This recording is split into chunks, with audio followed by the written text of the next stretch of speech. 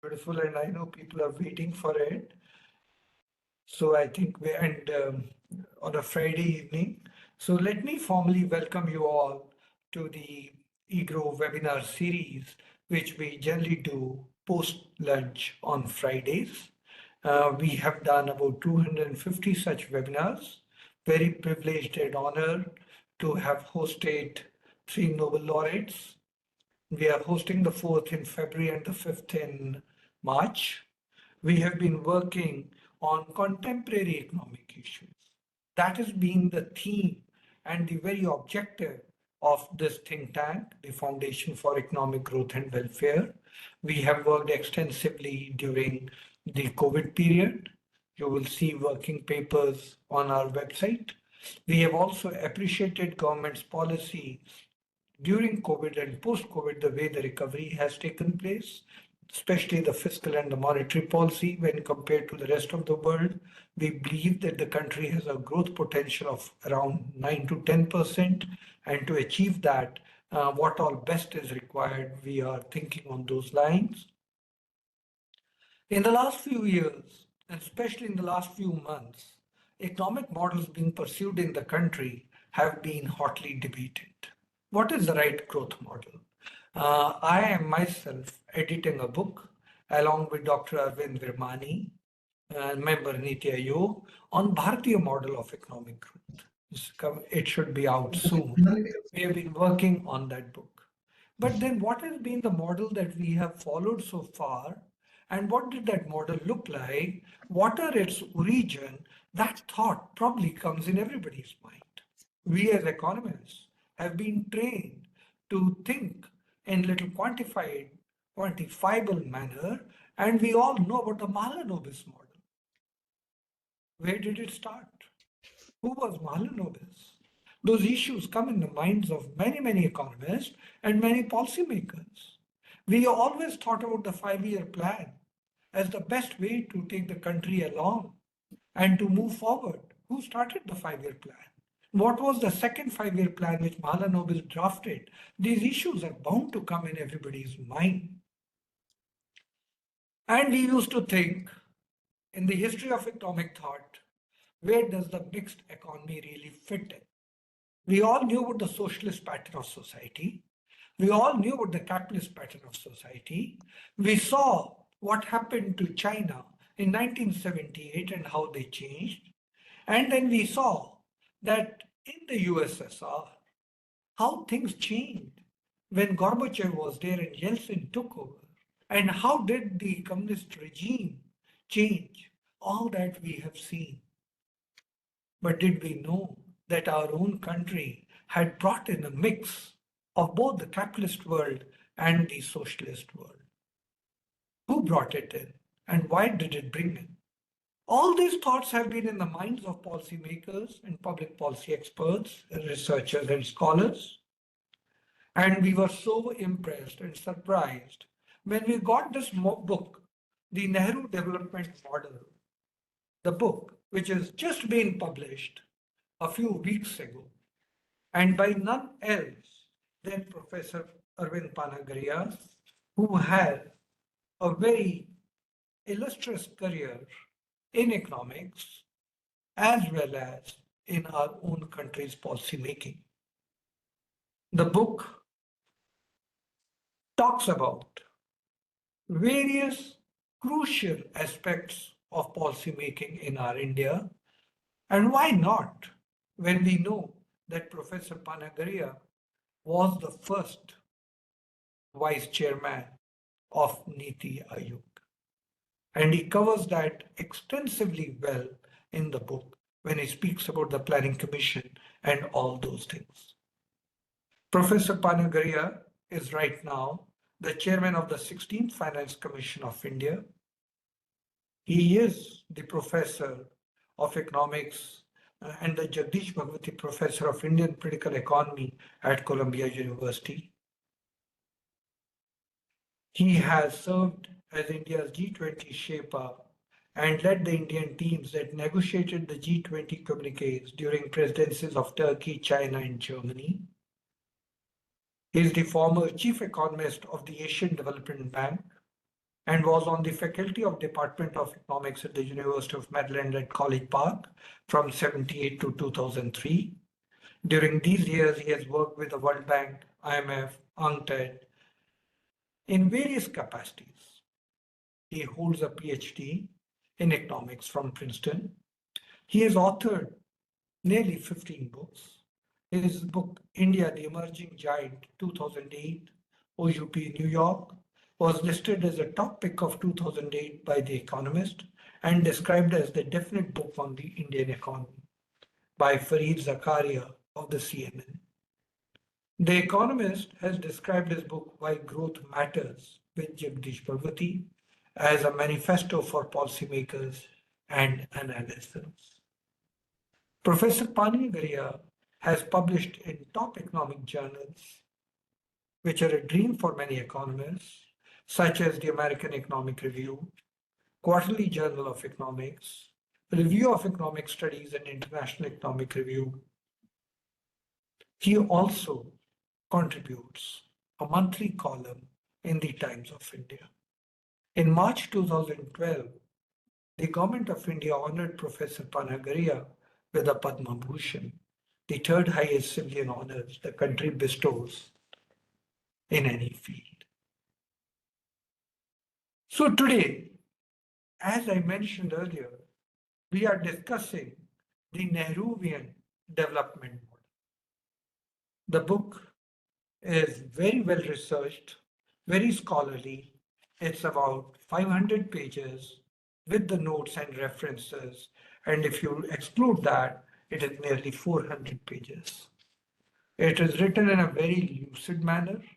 No technical jargon has been used and can be understood and grasped by any scholar who's willing to invest a few hours in the book. The storyline of the book, as the title suggests, is the Nehruvian model. And the book is not only stated in plain English, but there are hard facts, analytical facts, data and statistics at various places where required, interspersed throughout the length and breadth of the book. And then you stumble upon these and think, Professor Panagariya, how did he have this time to do such scholarly research? And he mentions right in the beginning when he started this and his inquisitiveness and why he did this. And this has sometimes I feel COVID has done lots of harm to the country, but many people have used that occasion to do outstanding scholarly work. So when I was reading your book, and this is page 189, and I was wondering, how did you dig this data? In 1963-64, the CCI issued 86,119 actual user licenses valued at rupees 4.1 billion. Of these, 17,879 licenses valued at rupees 132 billion were issued to SSI undertakings. Therefore, 20.76% of the actual user licenses were issued to applicants, accounting for just 3.25% of the value of all actually user licenses. And these all have footnotes to explain. 1/3 of these licenses were valued at only rupees 15,000 or less. Similarly, you go through pages, you realize it's just not an explanation. It's just not a subjective review. There are facts and figures which justify the arguments which he is making. The discussion on MSMEs, SSIs, importers, foreign exchange. I think the chapter on foreign exchange is fascinating. The book is long, the research is extensive, but within 1 hour, how to capture all the things that have been done in the book is a challenge. So what we are attempting today, I'm going to, and this is with the permission of the professor, going to pose some questions to Professor Panagariya so that we can get the best out of him within an hour. So before I start doing that and convert this into a conversational discussion, I was wondering if Professor Panagariya would like to spend a minute or two in the beginning to share his thoughts on how he conceived the book, and then I can then come in and then go according to a few questions that a reader like me would probably have in his mind. Professor Panagariya, would that be the right approach? Certainly, certainly. So So I take 4 or 5 minutes. Yeah, your introductory views. Okay. All right. So by way of background, the way I set up the book is that at independence, Pandit Jawaharlal Nehru had two major projects. One was a political project, and the other was an economic project. The political project was to establish India as a democracy with universal suffrage, and the economic project was to industrialize India and grow India's incomes so that India's appalling poverty can be overcome.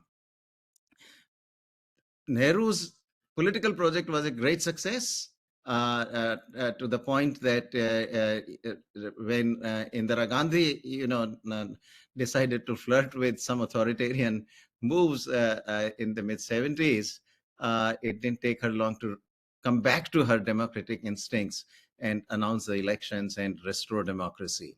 And of course, since then, India has very much flourished as a democracy. In the early years, there had been all sorts of predictions by people like there's a famous journalist who had visited India, Salik Harrison, and he wrote a famous book called The Dangerous India, The Dangerous Decades. And he was arguing that, India will disintegrate into many different countries, or it will be the democratic system will be replaced by a military regime and so forth. None of that happened. Actually, India is turned out to be the most vibrant democracy. On the other hand, on the economic front, the industrialization and growth that Prime Minister Nehru had sought did not come to pass. And his instincts were all absolutely correct that combating poverty was India's the first problem, the major problem, the first thing to do. He also saw it correctly that growth had to be the instrument of it. Because the existing wealth was too little. And in his own words, basically, there was only poverty to redistribute. So redistribution could not do it. But as far as growth itself was concerned, he got the model wrong.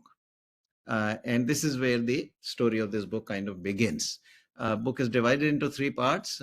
One is about the history of economic thought during the Nehru era. So it explores Nehru's thought, but also it explores the prevailing economic thought much more widely. The second part then goes on to how Nehru model was implemented. And this is where we get into the complexities of licensing system, investment licensing, import licensing, foreign exchange controls, all sorts of things. And at least two of these chapters in the book, in this part 2, chapter 6 and 8, were very painful to write because it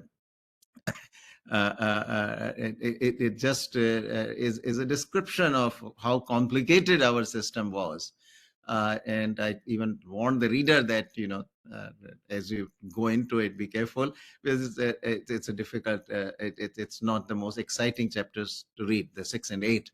On the other hand, I also advise, especially the young readers, to actually read it to see what we actually had wrought in terms of the bureaucratic system. It is hard to imagine that if you were tried if you tried hard, you would be able to put in place such a system, but we did.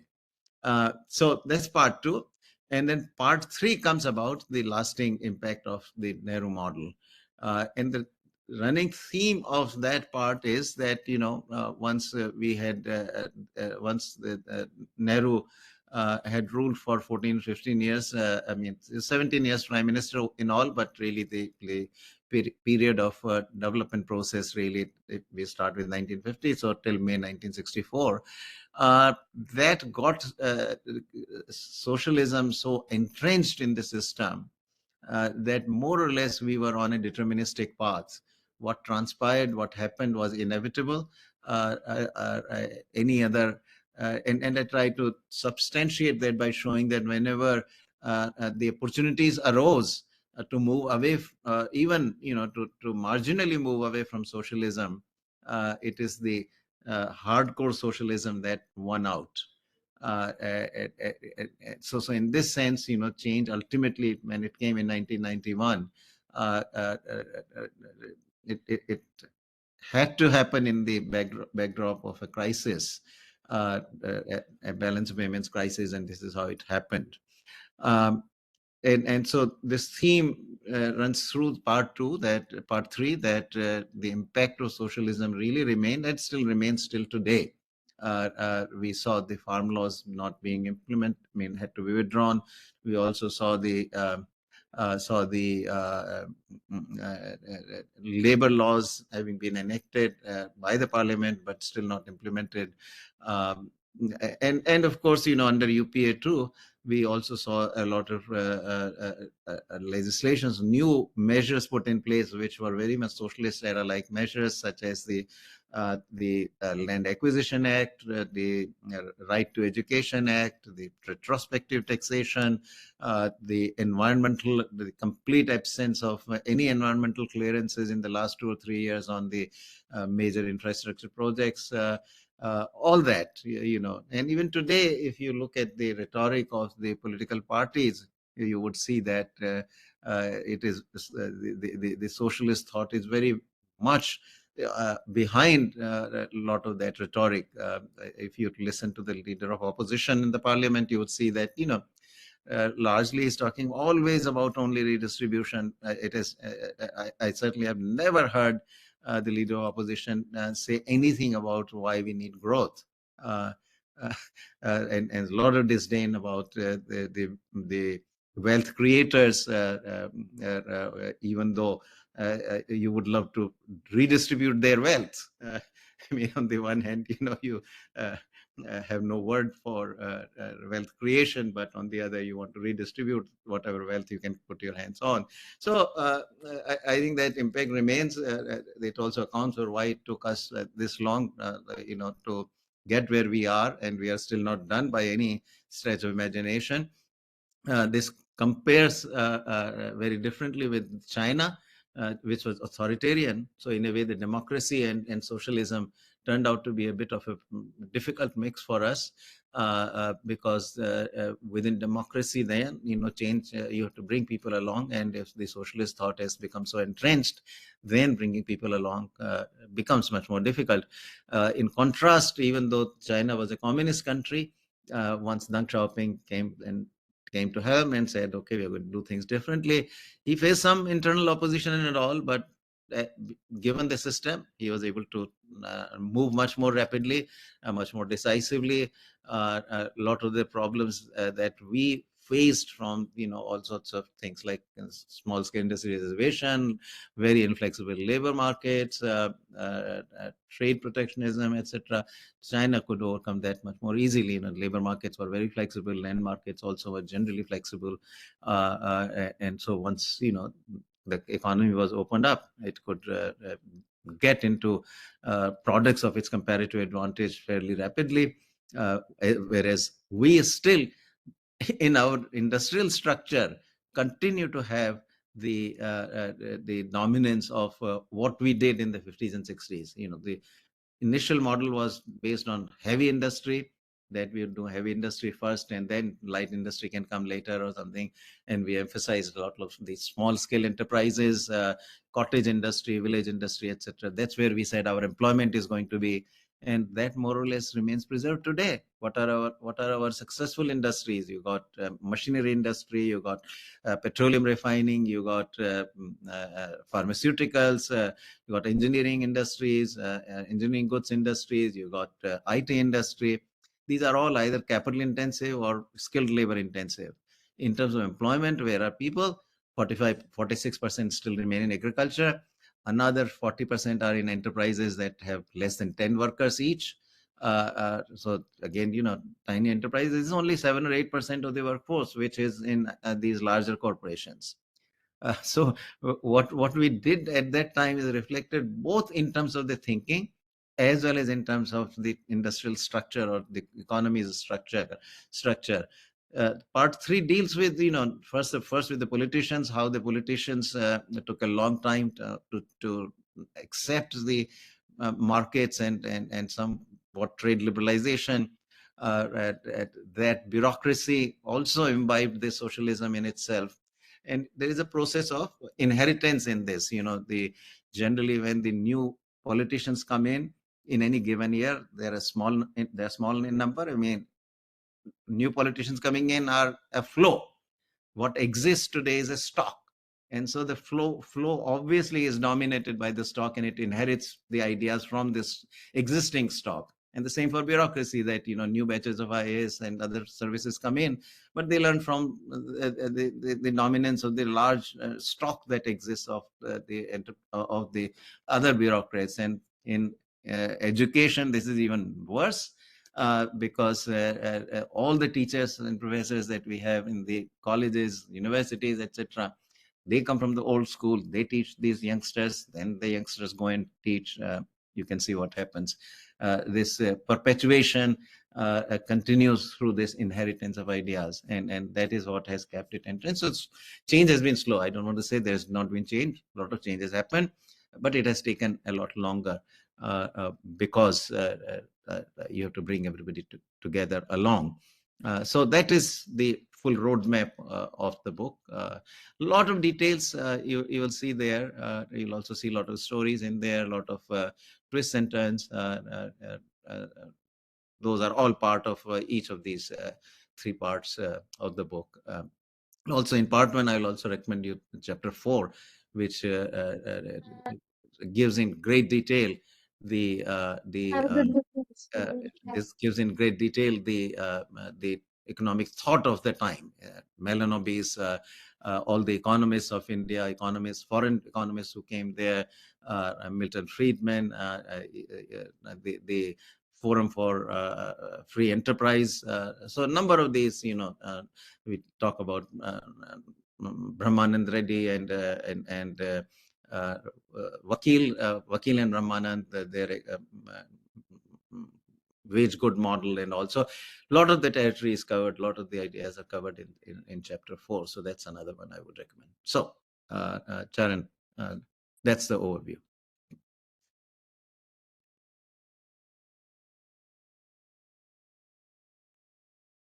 You are on mute.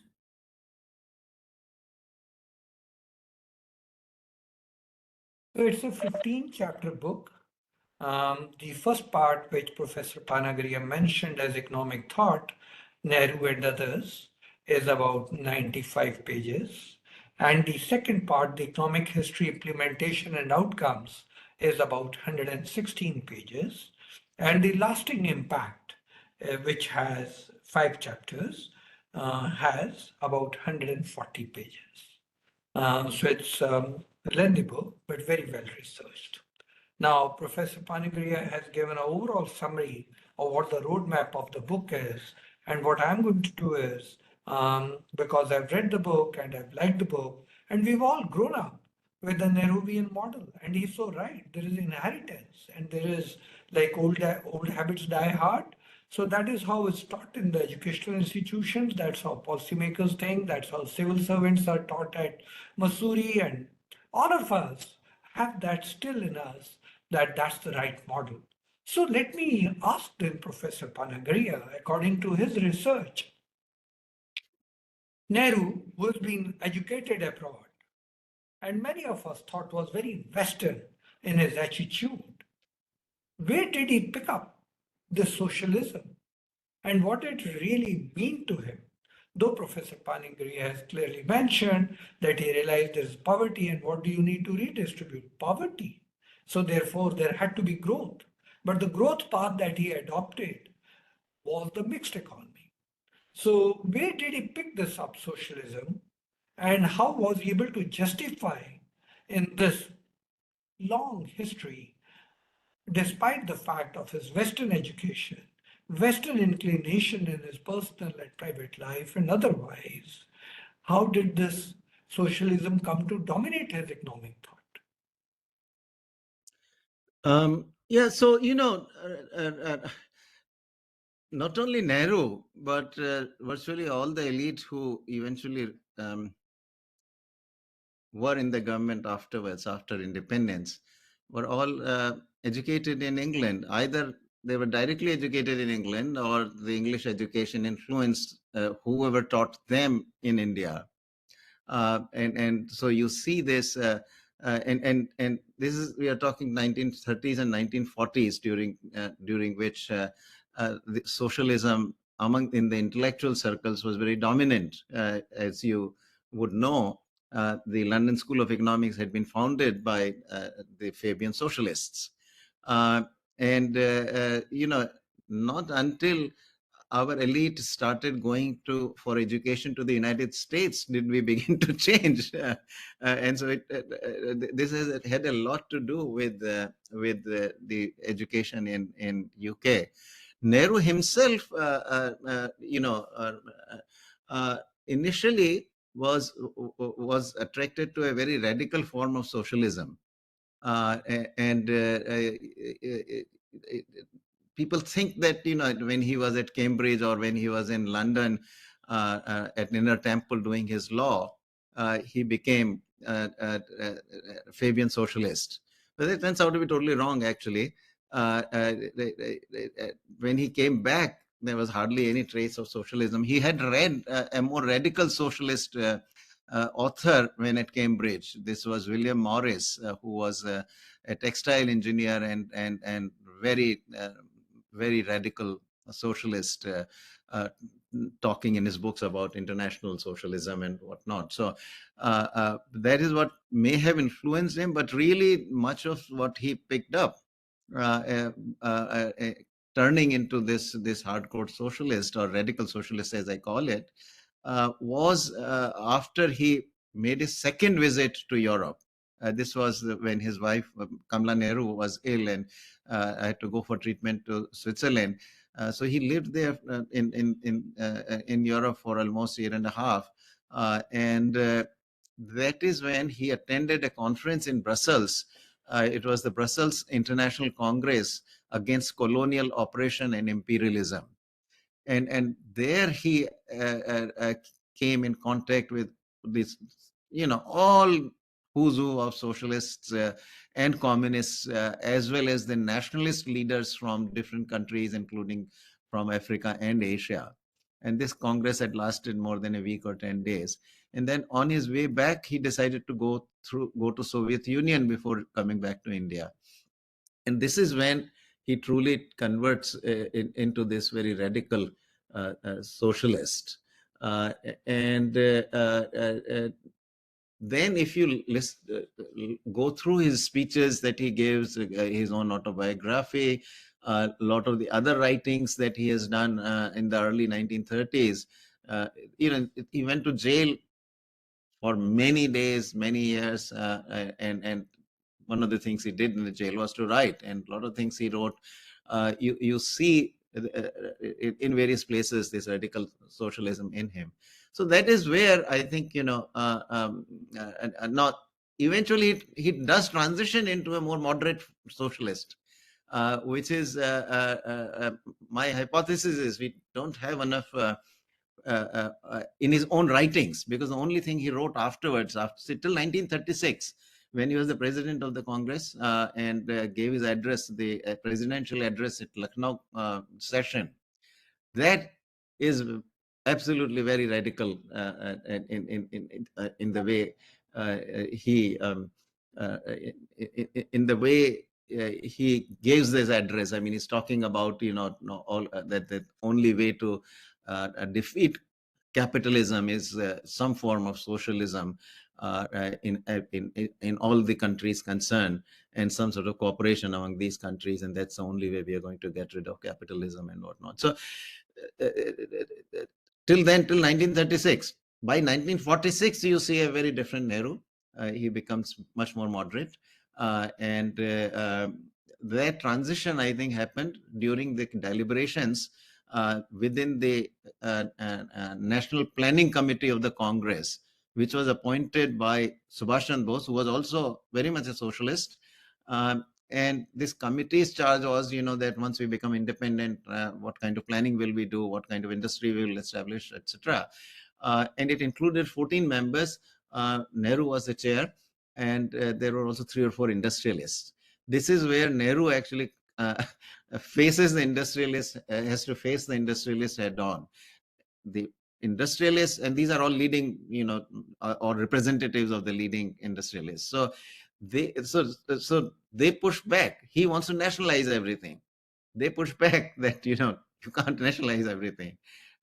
So gradually Nehru also realizes that ultimately he needs to increase the pie, meaning he needs growth, and he cannot really achieve the kind of growth he needs without the cooperation of the industrialists.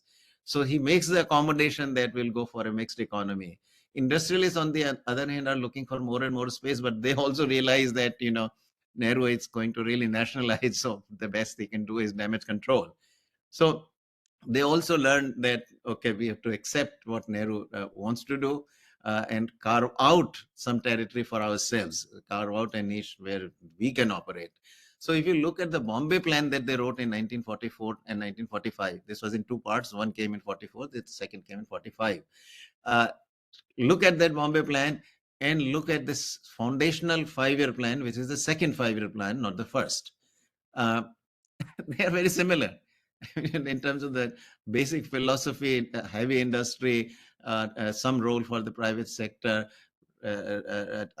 control of the private sector through licensing, you name it. All of it is there in the Bombay plan also. So somehow they converge to the same model, and that's how in the end we ended up with everybody actually supporting the second 5-year plan. Professor Panagariya, I must mention one thing. Reading through your book, I felt something common thread operating. Mahalanobis was not an economist, he was an engineer and Physicist. And he designed the whole Mahalanobis model on which all the economists have been learning, teaching, practicing. And since then, since 1956, we have all been trained on Mahalanobis model. So I think government after government has been very successful in keeping the economists away from the economic profession practices. So reading through your book, I realized that there's a team of economists and you name them, and all the famous names whom we used to worship simply towed the line of Mahalanobis model, except Milton Friedman, who said, look, there is something which you are missing. Would you like to share some thoughts on that? Yeah, no, this is a very interesting story. So, Nehru was very consultative. So he consulted everybody, but it may have been, can also be seen as self-serving, of course, because he probably knew that he had the support of everybody. And he was not very happy actually that one of the economists that he invited, B.R. Shenoy, differed with his approach. That is also reported actually by the daughter of B.R. Shenoy. Anyway, that's a side story. The main story is that Nehru appointed this panel of 21 economists headed by C.D. Deshmukh, who was then finance minister. So Mahalanobis was asked to write the draft framework of the second 5-year plan, which he wrote, and then in parallel this panel of economists was appointed and asked also to write their own papers, research papers, as they would like to influence the second 5-year plan, and at the same time also comment on submit their commentary on the on the draft plan submitted by Melanobis. Now, what is amazing is that if you read this, and I report in some detail on the submission by the 21 economists, they want more controls than even Melanobis draft second plan frame is seeking. And even on the size of the plan, on which the Shenoy had posted his dissent note. Shenoy's point was that this plan is too big, and given that we have a fixed exchange rate system, you are going to finance it through deficit financing, you are going to print money, it is going to lead to inflation, and that is not only directly harmful, but it will also make our goods uncompetitive. So his logic was correct, but the panel of 21 economists, what it submits actually says that, oh, there is a danger that there may be a deflation, and therefore perhaps the plan should be even bigger. They're completely off. But in effect, they endorsed the size of the plan as proposed. They endorsed the heavy industry approach. They endorsed self-sufficiency. All they sought more was more regulation. They wanted the state to do a lot more, while also complaining that the governance capacity is so limited. You can't ask for the government to do more and then also complain about the governance capacity. You got to see that connection between the two things you're saying.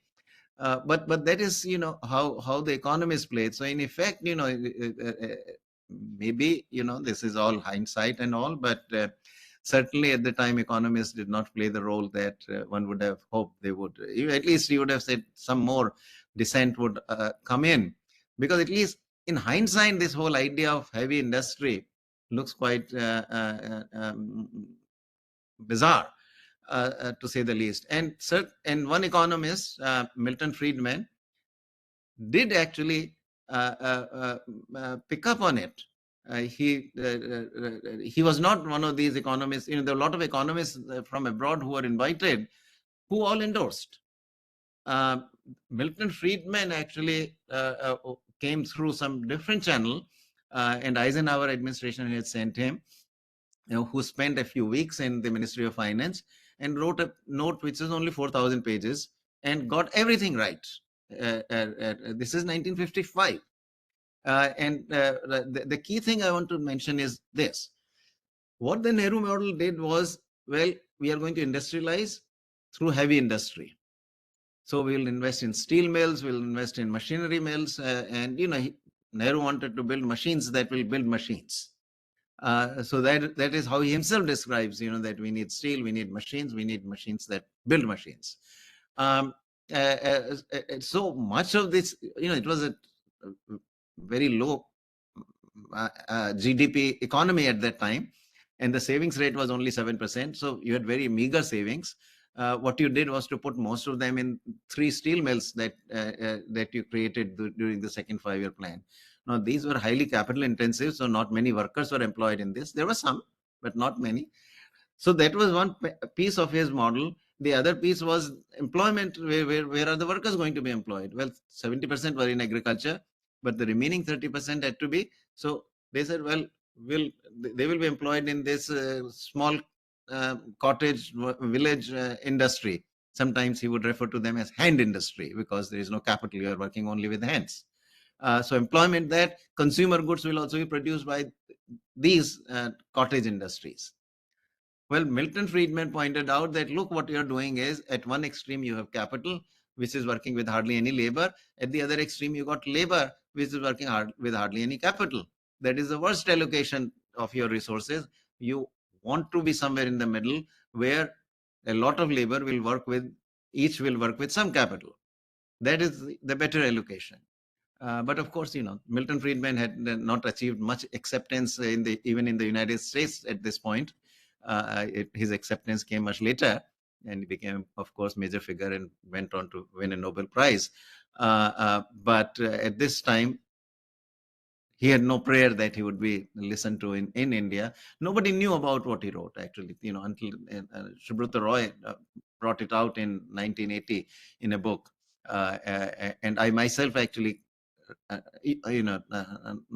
came across it purely by accident. I don't know how, just doing some search or something, it showed up. It was also posted on the internet. So in 2000, I wrote a column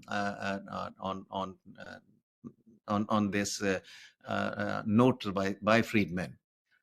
So that's more or less how it happened. Hardly, and you can also look at the businessmen. They had already written their Bombay plan, so they were all on board also. Some dissent also came from Vakil and Brahmanand. But that had there also was not so much opposition to heavy industry. They just said that do agricultural machinery rather Yeah, than very good. do machinery in general, do agricultural machinery, and then farmers will generate this marketable surplus, which they will exchange for machinery, and that way will increase productivity in agriculture, and this will lead to growth and all. But they accepted more or less the self-sufficiency and heavy industry in a different form only. But so there's really no dissent at the time. So it went on that way, but the effect has lasted even today. Our industries, if you look at the successful industries, these are machinery, chemicals, petroleum refining, pharmaceuticals, IT industry. So all these are either capital intensive or skilled labor intensive. Your people are employed, it's still 45-46% in agriculture, another 40% in small enterprises, and only 7-8% in these larger corporations. So we're still struggling with that structure. The impact remains. I agree with you. And I asked you this question because while I was at the IMF evaluating IMF's research from 1999 to 2009, I saw the same herd mentality. Very few people will talk differently. And I think the Queen in England, when she asked the economist in our country, how come 2008 happened? Everybody is thinking alike. There's no dissent note amongst economists. So when I read your book, I realized this tradition of flowing with the flow and Yeah. not questioning it has Yes. been going on for nearly a century. And Yes. therefore, after reading your book, I now realize anybody who dissents is precious, should be asked to come and sit and explain what is your thought and why are you dissenting. And now, with hindsight, as you mentioned, looks so logical what Milton Friedman was saying. Yeah, And absolutely. at that point of time, it sort of looked, because he didn't have the fanfare and the Nobel Prize on his shoulder, everybody just neglected him. So I read the list of economists which were part of that 21 economists in the committee. They are who's and who of that time. Yes. And I really felt, look, nobody thought out of the box. And probably that is the reason the politicians of that time and of today tend to ignore well-trained economists. Because if they can't bring anything new on the table, why have them here? Professor Panagariya, there's another thing which is very illuminating in your book. Many of us knew the picture as an elephant's ears or a belly or the legs. But the way you stitch it together is fascinating.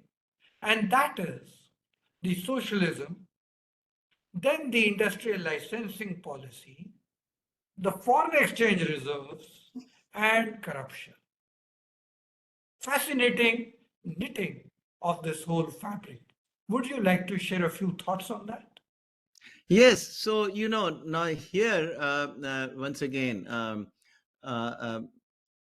there were at least 3 direct interventions. One was industry, what products we are going to produce.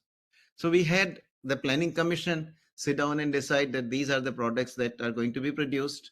So it's product-wise targets for production for each 5-year plan. How much will be produced? And then you had to have a whole administrative machinery out there, which then translated those into investment allocations at the enterprise level. So this is a gigantic problem. So that's one piece of of allocation, which is being done in physical terms through this large bureaucracy that, first of all coming to those targets, then allocating the investment licenses so that the target level is achieved. Then obviously they needed raw materials, they needed machinery, etc. We were in fixed exchange rate system. Our exports were completely neglected. We were very export pessimists, and so therefore obviously you're going to get, because our inflation was much higher in the 50s, early 60s, etc. So very quickly we became uncompetitive in the global marketplace. Exchange rate was fixed. There was no appetite to devalue the rupee. In fact, in 1957, Shenoy again wrote about it, 58, that we should devalue, because all the sterling balances we had collected through balance of payment surpluses during the Second World War ran out by 1957. So Shenoy said devalue, and everybody pushed back. Everybody, actually, he was the only lone voice which said devaluation is the right thing to do, and he was right. But Nehru described the whole thing as a fantastic nonsense. That those were his words. That this whole talk of devaluation is fantastic nonsense. Obviously he was no economist, and how could he even understand? But he had a view, and anyway, everybody else was of that same view, including even the fellows who were running the Forum for Free Enterprise. So even A.D. Schroff wrote that no, devaluation is not the right solution. So then you become uncompetitive. So you have to have the import licensing, and a very tight import licensing, because you're generating so limited foreign exchange. So you get two of these allocations that have to be performed. One is the allocation of foreign exchange, and the other is the allocation of the licenses themselves, import licenses. So you got import licensing, you got exchange control, and you got investment licensing. So you got these massive kind of bureaucracies which are having to also coordinate, right? Because investment license has to be cleared only after there is assurance that the foreign exchange for raw materials, and if there are any machinery imports, then foreign exchange is available. So you have to also interact with that. So delays were endemic, and to move the files, there's so many different points at which scrutiny would happen. So the corruption, of course, also was generated, and all. So all this, and it obviously also had some efficiency effects, to which I'll come in a minute. But then side by side also, we introduced these price controls and distribution controls. So steel, for example, you decided that, we want to give the producers steel at low price. So, well, obviously low price means that the demand exceeds supply. So you have to then start allocating steel also.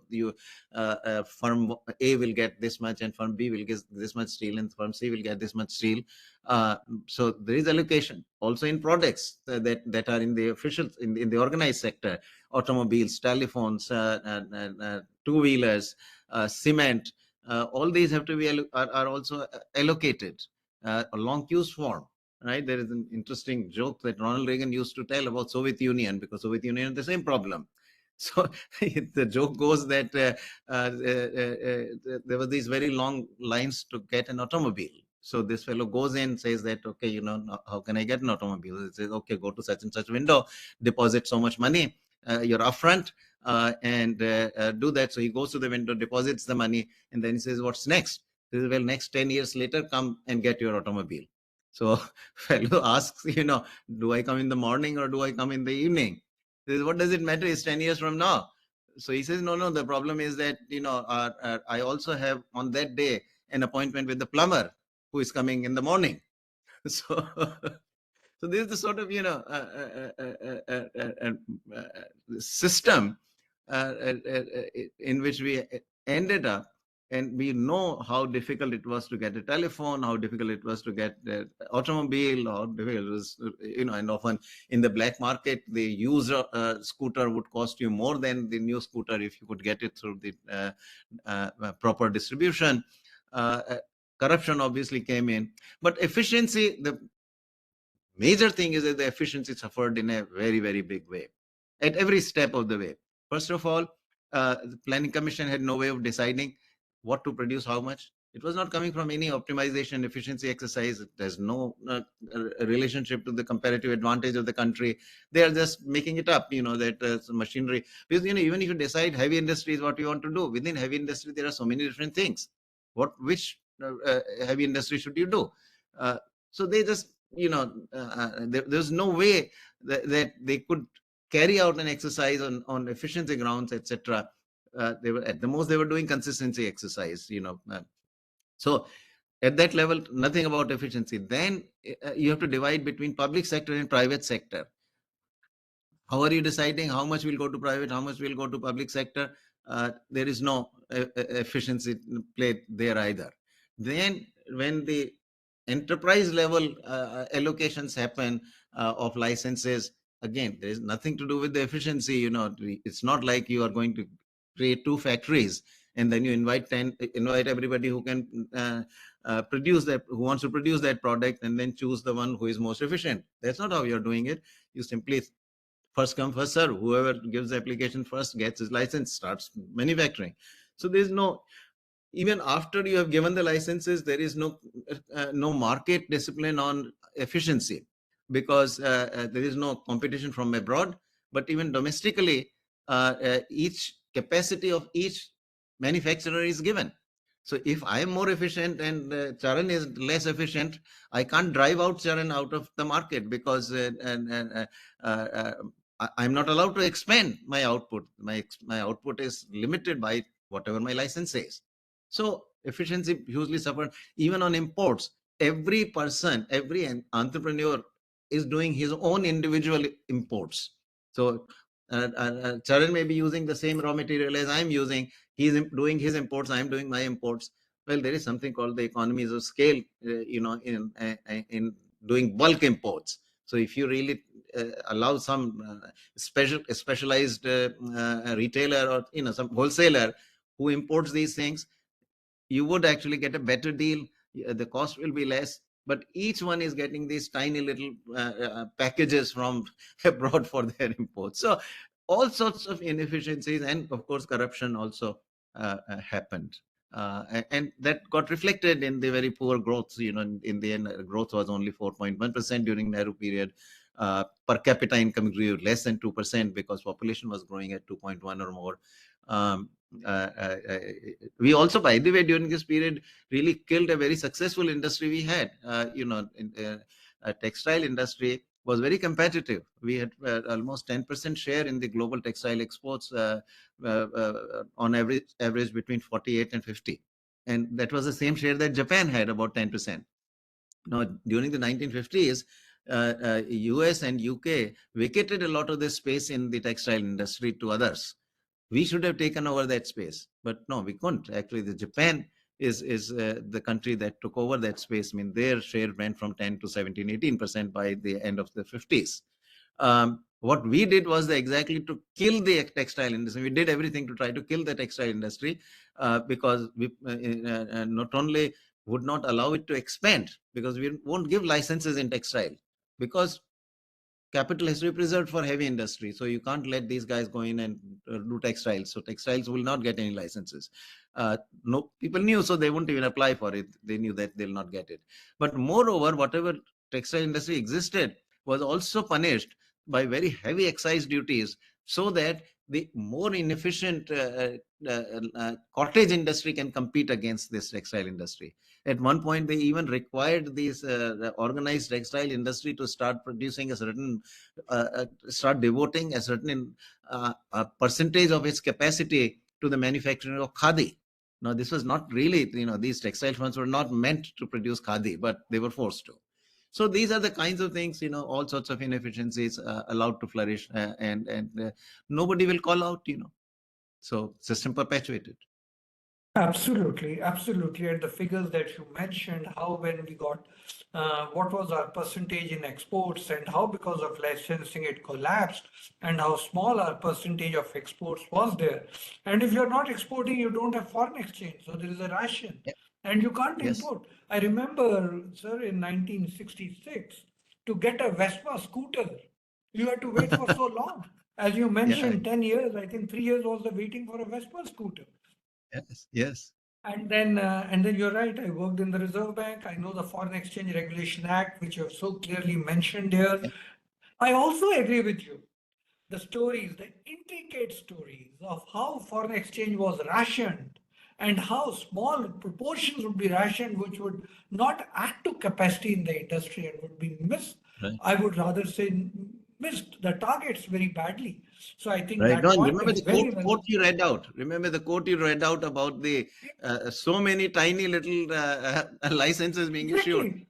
Yeah. So I was, and there's another quote on the other side, which I thought was again very fascinating. And I said, look, he has done his work so well. By the way, I also understand one thing, that poverty alleviation was their focus and pivot. Unemployment is probably the one which we need to address now. Whatever said and done, my reading is, and I don't know how much you would agree with it, that the heavy focus on heavy industry was at the cost of MSMEs. And that, as you mentioned, and I totally agree with you, continues even today. I think that Yes. has not changed. It's very, very See, unfortunate. there is another major fallout of this heavy industry. This heavy industry required engineers and managers. So we invested in IITs and IIMs. But primary education, no resources were left. P.T. Bauer writes this, reports this completely bizarre figure. He says that during the second 5-year plan, the development expenditure on primary education was only half of what we had invested in one steel mill, in one single steel mill. So Yes. that is how little we could No, invest in so primary education. social and even health, the way you mentioned. There's another quote which I just liked it. This is on page 190. The story is only slightly better in the case of established importers. Of 30,000 licenses issued to these importers in 1963-64, approximately 90% were valued at rupees $15,000. Rupees. These licenses, yeah, rupees $15,000. These licenses accounted for only 25% of the annual allocation to established importers, a small proportion of the total foreign exchange allocation. Of the 90% of licenses valued at less than rupees 15,000, 85%, that is 76.5% of all established importer licenses, were valued at rupees $5,000. Micromanagement. I tell you, how do you run a country like this? Yeah, And yeah. I at the Reserve Bank used to look at the Foreign Exchange Regulation Act and was thrilled when they came out and said we'll now have the Foreign Exchange Management Act. I wish people in the RBI read this chapter of yours, a highly restrictive import regime. At least they will know the background of what was happening in foreign exchange. I must also bring to your notice, and I would like to have your thoughts on this. Nehru passed away, and as you Yes. said, there is inertia, there is inheritance, and now you have explained so well the way Narasimha Rao comes in the picture. I would not know, was it his astuteness? Was he shrewd? Was it genuine when he said, look, I haven't taken a U-turn. Yeah. It is all in the flow. But I thought, okay, why should now the politicians not say that there is flexibility? And if Narasimha Rao could achieve what he did, which to a naive reader like me was not only a U-turn, it was worse than a U-turn or the best of the U-turn, there is flexibility in the concept, which was brought in, keeping in mind the changed circumstances, as to some extent Narasimha Rao also mentioned. What do you think? Now, I'm sorry to tell you, and I find it very awkward to quote, a very famous actress once said, India got its freedom in 2014. I thought that was a very ridiculous statement. But then, reading through your book, I was feeling, have we yet got that freedom? Yeah. Or yes, there was a certain turning point that happened in 2014, which none of us can deny. What would be your view on the story of a U-turn, inheritance, and change in the policy in 2014, which you discuss in your book and give a flavor of it? Right. So this was a difficult chapter to write, actually, I tell you, because explaining Narasimha Rao was a real challenge. Uh, Narasimha Rao is only, I think, was only 3 or 4 years younger than Indira Gandhi. So he very much grew up during the socialist era. He had entered politics in even the very first elections that had happened. He lost that election. He, I think, contested for the parliament. Then he went into state politics and all. So he's clearly a person of that generation. And in that generation, everybody was a socialist. So, you wouldn't predict him any differently. Also, if you look at whatever he has said prior to 91, there's nothing that gives you an indication that this person actually believes in liberalization, believes in markets. There's nothing to indicate that in his record. He served as chief minister in Andhra, and he became, after Mrs. Gandhi returned in January 1980, he became a minister in her cabinet. Rajiv Gandhi kept him. He created the HRD ministry. All this, there's nothing yet you see. So what happened, right? So you have to piece together exactly what led to this. My kind of hypothesis is that he had read, I mean, he was a voracious reader in depth, and he tried to understand different leaders. And also Nehru, I think he had read very, very well. He knew that Nehru was a pragmatist, and generally Nehru was flexible in this sense. If the circumstances changed, he would adjust. As the prime example we discussed earlier, as he did with the moving from radical socialism to much more moderate one, recognizing that he has to have the Indian industrialists with him, contributing to production, because expanding production was the primary objective. So in this sense, Nehru was pragmatist, and that I believe Narasimha Rao understood. And so to himself, he may have explained it this way, that even Nehru, because under the changed circumstances, because the world, he in that interview with Shekhar Gupta that I quote, he says that the world around us was changing. It had changed. We were also then confronted with a crisis and all. What could we do, etc. And so then he tells him that once you understand that the ground on which you are standing is itself moving, then making a turn becomes easier. The ground is not static ground, So it's, I would hypothesize that he therefore saw that he was not making a drastic turn. It is something that Nehru would have perhaps done himself. He also then later, 1993, I think there was that was the last AICC convention in a long time in Tirupati, where he outlined his middle way, that and there he argues that, look, you got one extreme where the capitalist model says, this is my rephrasing of him, but he says that at one extreme, the capitalist model, where we believe that maximization of individual welfare leads to social welfare. And the other extreme is that extreme socialism, where we say that maximizing social welfare leads to maximization of individual welfare. But the reality is somewhere in between. And this is why Nehru also chose the mixed economy. And when I am kind of making these changes, I am very well within the middle of those two extremes. So this is the middle path. This is the middle way. So we are not, we are just making some adjustment here. We are not actually fundamentally giving up Nehru. And if you think about it, certainly, on privatization, he did not do a whole lot. Only, some disinvestment through sales of equity was done, and that was largely dictated by the by the fiscal constraints. It is also, there is, it's not in my book, I didn't put it in there, but I think Jairam Ramesh somewhere says that he once spoke with him, or maybe it's Shekhar, one of them, I think Jairam, that he was against when Vajpayee thought of considered privatizing Air India.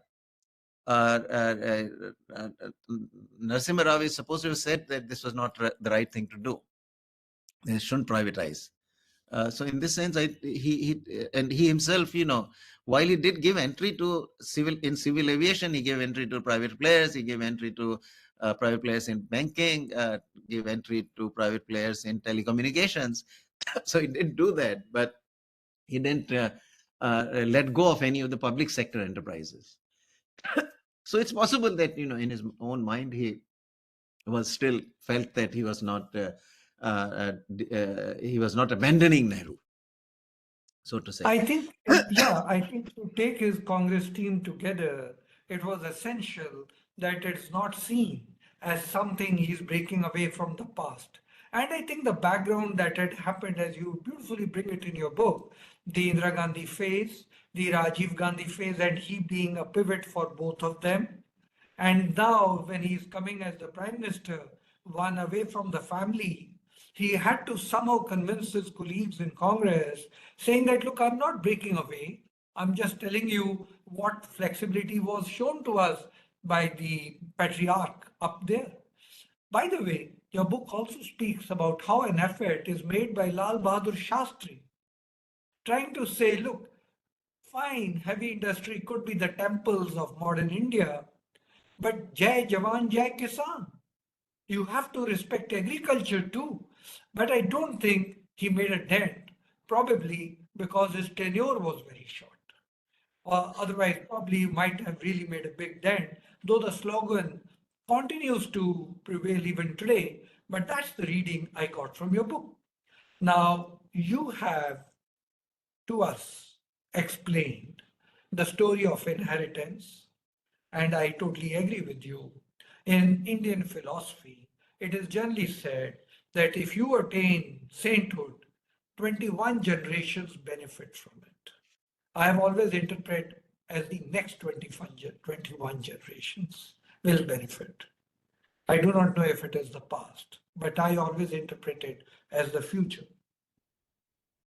My question is, 4 generations have gone by, and we have not been able to break out of the shackles of socialism. One way or the other, it peeps in. And any government in any shape then resorts to something where we will say, okay, these are remnants of socialism.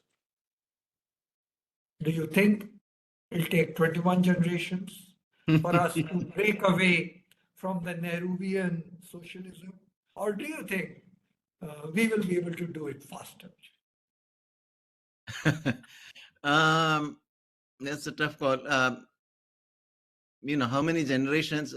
Also, you see, in this, this is to some degree a trick question, because at what is the point at which we say that, yeah, socialism is no more the driver, right? We have made a lot of progress. Can we today say that, okay, if we do A, B, C, D, E, 5 or 6 things, then we would have become basically freed. We would have been freed of socialism. That's something hard to tell. That's very difficult, actually, to precisely define. Having said that, certainly, how will the movement towards a full-fledged market economy be? I think that will remain slow. This is very well illustrated by the past about 30 years of experience, 34 years, 91 to 24, 33 years of experience. There's no question, and political consensus still doesn't exist, as we have seen, I mentioned the leader of opposition is very much only a redistributive thinker. He just doesn't understand that, I mean, even till today, where at least those of us who really carry the flag of growth don't feel constrained in the way we felt in 1990s, that you would be vilified if you were if you really pushed for growth too hard. Today, no longer. In fact, it's so much that even everybody looks at even the quarterly figures of growth. We're obsessed now with growth. But the leader of opposition has no interest in that. I mean, everything he says goes around redistribution, and actually what would happen if the government were to change. And we have the experience of 2004. At that time, when the Congress party did come back, reform stopped. And actually, this was seen as a victory very much by the left. People like Salman Rushdie wrote, saying that, oh, what did you expect? You neglected the countryside and you thought that, this India shining, and as if only billionaires mattered. And they were very triumphant, actually, in the writings. So that thought, remains. I mean, really, we are not free of that, and it's a very slow process. Also, the champions of the markets are very few, and particularly, so this is in last chapter or 14th chapter, I talk about this, that today, if you look for homegrown economists and intellectuals who really are more or less unqualified advocates of markets and free trade, you'll not find one. I mean, maybe you'll find one, but most advocates are, who have been educated abroad, mostly in the United States, not in the UK. UK, I think, still lags. I mean, if we go back, who were the instrumental people? First of all, when 91 reforms happened, outside there were hardly any, maybe a couple of journalists were writing about it, but there were no advocates of reforms. It happened from inside, actually, if you think about it. Liberalizers were sitting in the government. That was Arvind Hussain, who had spent a lot of time in Asia before liberalization came. But he was, in Rajiv Gandhi's time, he did the first report on trade liberalization. And that 1980s liberalization very much followed Arvind Hussein's report. Then we had Vijay Kelkar, who helped liberalize the pharmaceutical, which in the end was very helpful in developing the vaccine industry in India.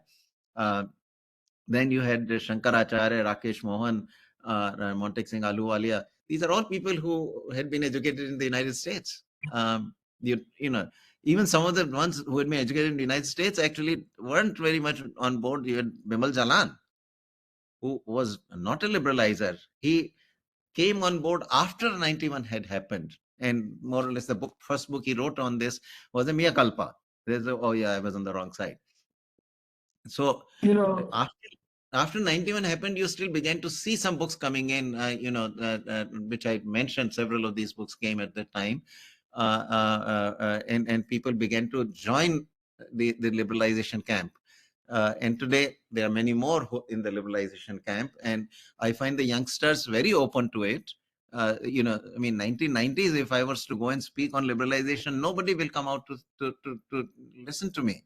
But now I think, they are certainly far more open than was the case in the 1990s. So a lot of progress we have been able to make, but we still need advocates. You need champions, and we are lacking those. If you look, for example, on trade,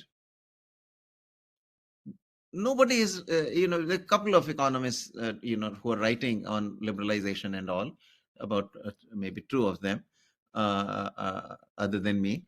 But that's about it. But otherwise, we all support, that we have to deal with China and we have to do this. Trump will impose tariffs on us, so how can we open our markets? These arguments have a lot of currency. I mean, not to think, that you deal with Trump, if right now, of course, we are not on his hit list. The only three he has put so far: China, Mexico, and Canada. But sooner or later, I think we will get targeted. Seems to me that that always the thing to do for us is to judiciously do our liberalization, so that we don't become the target, and that judicious liberalization will do good for us by itself. And if it actually then prevents Trump from imposing any retaliatory tariffs on us, then we got a double whammy. We don't get hit by those tariffs, and what liberalization we would have done is good for us.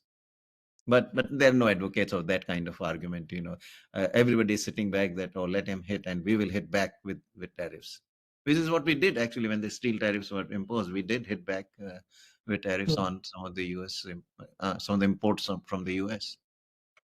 Professor Panagariya, you rightly scare me too, because in Indian philosophy, they say if you lose in the human birth, there are 84 lakhs birth to take before you come back to the human birth. Now, listening to you, if you're at the crossroad and you've taken a wrong crossroad, this seems to be not converging to the right road now. And that is very, very scary. How many generations will it take? And how many times will we go through this and one wrong decision? And that's why I feel, as the educationists say, the education system should be so strong that no child should be able to take a wrong turn at the crossroad, because it has implications for many lives after that.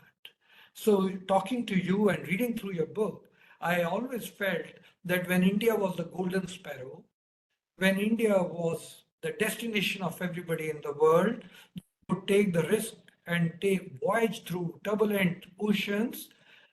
Was India socialist, or what was it? And therefore, my own reading of Indian history, it wasn't. And everybody had the freedom to do the mercantile the way they wanted. Yes. And therefore, I think that freedom given to 1.4 billion or whatever people who are into business encourages them to go far ahead than restricting them. And your book, page after page, shows that restriction only led to sacrifice of. My Yes. last question today, I know we have exceeded the time, but your answers have been so beautiful, and one after the other, your answers led to so many more questions. But Professor, I have one last question to ask you. I have been also into Indian policy making for many years, had the privilege and honor of being in a banking system, chairing a bank also courtesy the government. I have always felt, some have used that word explicitly to me, some implicitly, that people in the private sector or the industrialists have always felt our hard work we do, how much of tax that we contribute, how much of employment do we generate. And to my mind, the India's Viksit Bharat dream can never be fulfilled without the shoulder of the private sector. Public sector has played its role to a significant extent. The threshold has been created, but the private sector will have to play a role. Still, just 2 weeks back, I was at Hisar interacting with industrialists, and they used the word which reminded me of my earlier interactions with industrialists.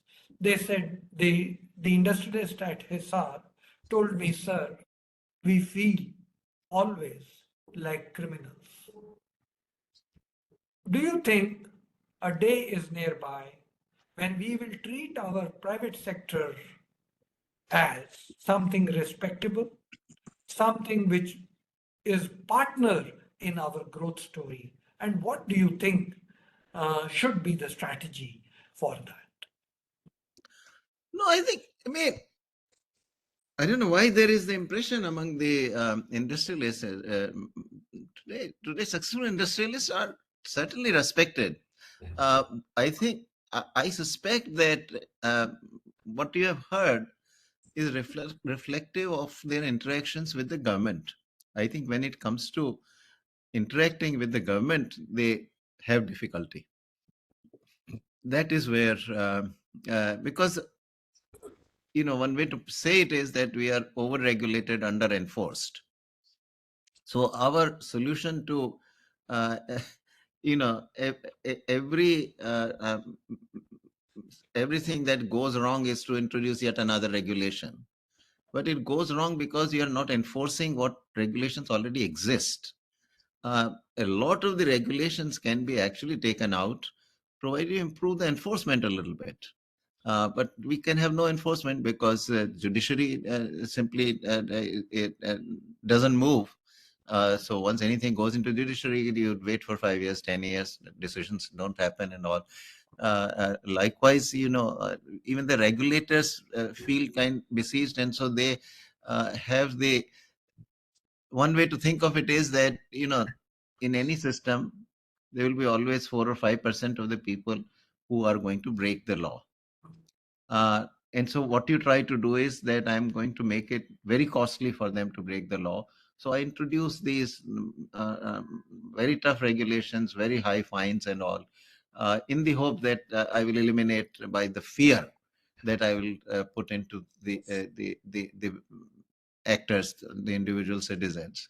But that doesn't stop actually, those who want to basically break the law, they continue to break the law. All you have done is for the 95% who don't plan to break the law, you have made life more difficult.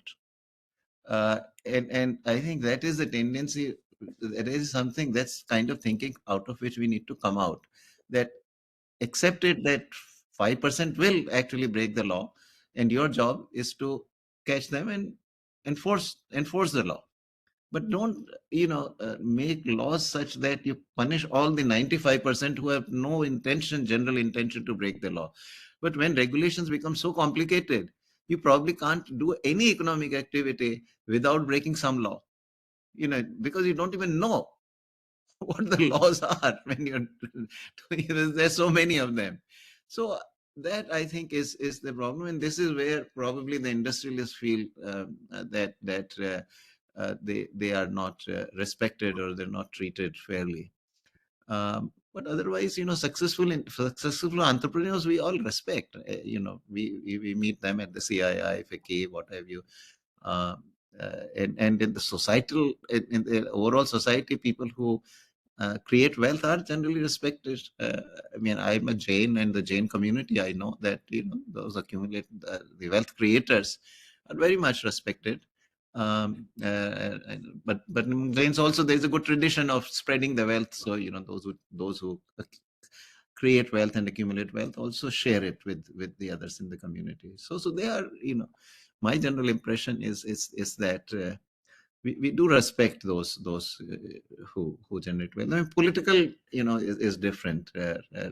So that some or the other politician is always being targeted by the opposition politicians and all. I mean, that's part of politics in India. I must thank you for this elaborate discussion on the book. I could have gone on and on. I've read it with interest, identified with many pages myself. But we are 30 minutes ahead, and I know, sir, you are at a very important position, and that your time is so much more precious than a person like me. I must also acknowledge that I think this is the first book of its kind, and that is why you had to rely a lot on newspapers. And there were very few books that you could fall back on. To me also, who had been reading about Malanomis model and reading about the Nehru, the development models in our country while editing the book which we are writing on Bharati model of economic growth, I now realize there was a gap in our literature, which your book has filled it. It must have taken you hours after hours to do the type of research which you have done so meticulously. There are appendices which are very rare to get. You have brought them in one single cover. Your notes are extensive, and each note that you have written there is so precious, clarifies the text in the book. So for this hard work which you have put in, I think it is a gain for the economic profession to have a book on their table like this. I want to thank you, of course, for the book, filling that gap, and also for agreeing to do this interaction with us at EGROW Foundation. Thank you very much, sir. And we will continue to come back to you with issues that are so important. My own feeling is this book will be discussed extensively in our country in days to come. I already know there's a lineup of events, and I, of course, would like to come and attend those, despite the fact that I have been party to today's discussion. So thank you very much for your time. I also want to thank the participants for their time. And I also understand we are 30 minutes above the stipulated time. I apologize for that. Thank No, you very no. much, sir. Thank you, Charan. And just by way of advertisement, we are doing a launch event tomorrow at 5:30 p.m. At the Indian Institute of Public Administration, IIPA. So since you I'll have be some there. people. Yes, Yeah. I'll be there. Thank you, sir. Thank you. Thank you. Thank you, sir. Thank you, sir. Wonderful listening to this talk. Thank you. Thank you. Thank you.